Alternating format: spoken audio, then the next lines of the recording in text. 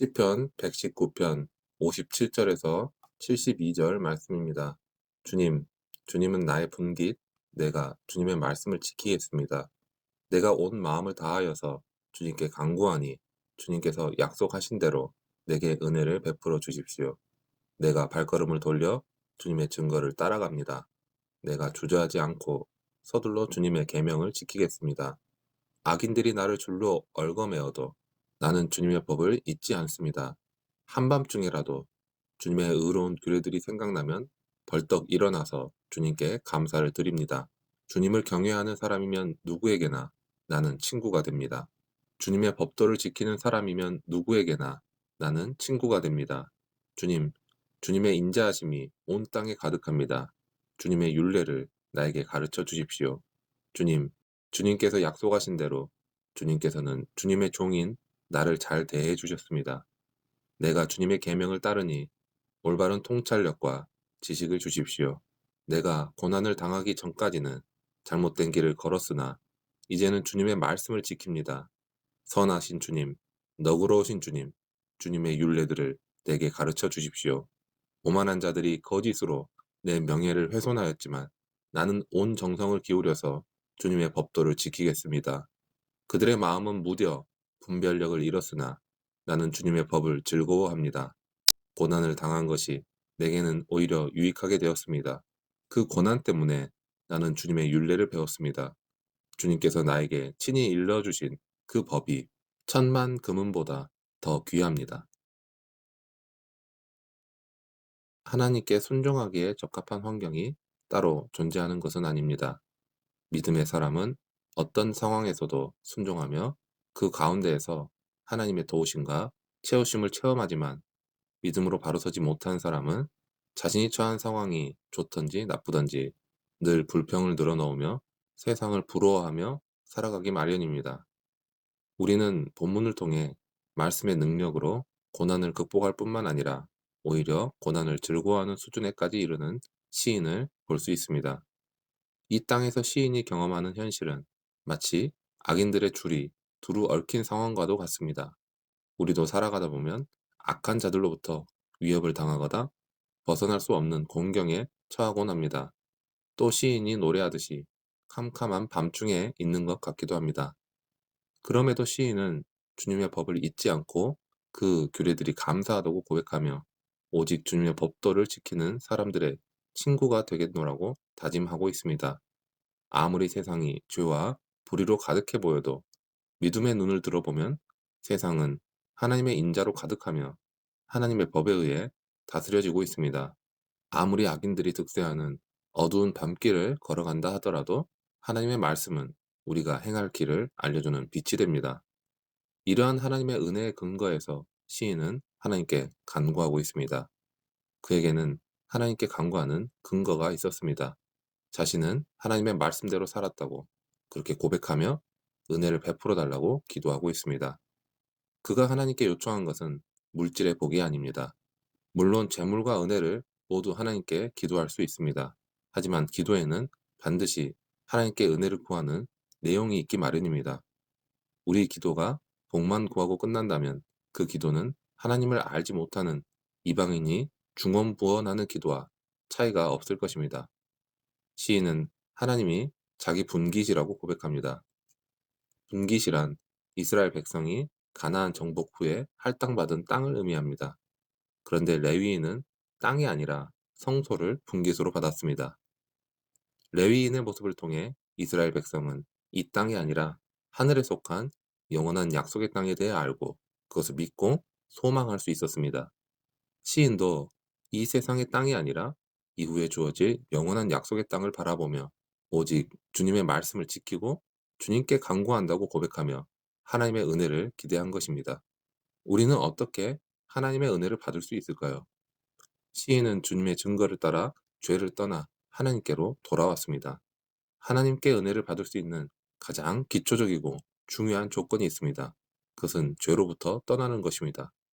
죄로부터 떠난다는 것은 스스로의 행위를 살펴보고 죄악에서 돌이켜 주님이 보여주신 증거들을 향하는 것입니다.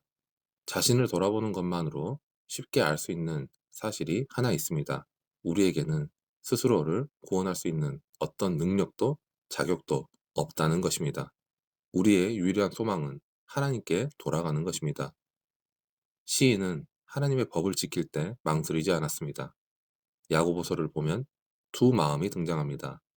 두 마음이란 하나님과 하나님이 아닌 것을 동시에 가지고 있는 상태입니다. 두 마음을 가진 자는 마음에 정한 바가 없어서 상황에 따라, 조건에 따라 다르게 행동합니다. 하지만 하나님만을 경외하는 사람들은 고민하는 것이 아니라 하나님께로 그 뜻을 구하며 나아갈 방향을 구합니다.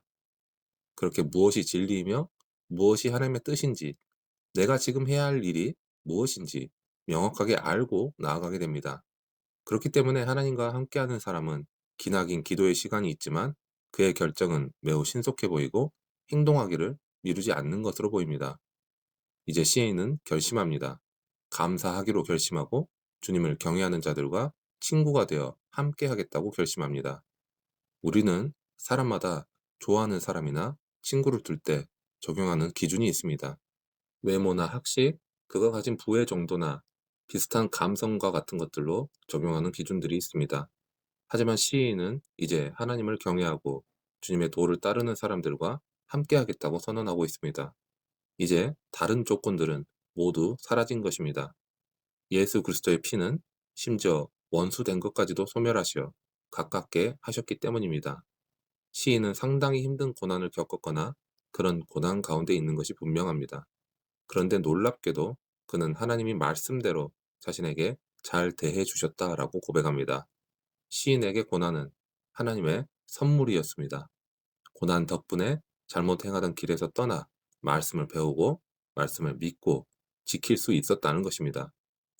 그는 고난에서 벗어나기를 구하지 않고 오히려 율례를 가르쳐 달라고 간구합니다. 고난을 통해 하나님의 법도를 알았다고 고백하며 고난의 학교에서 그 고난을 더 배우겠다는 것입니다.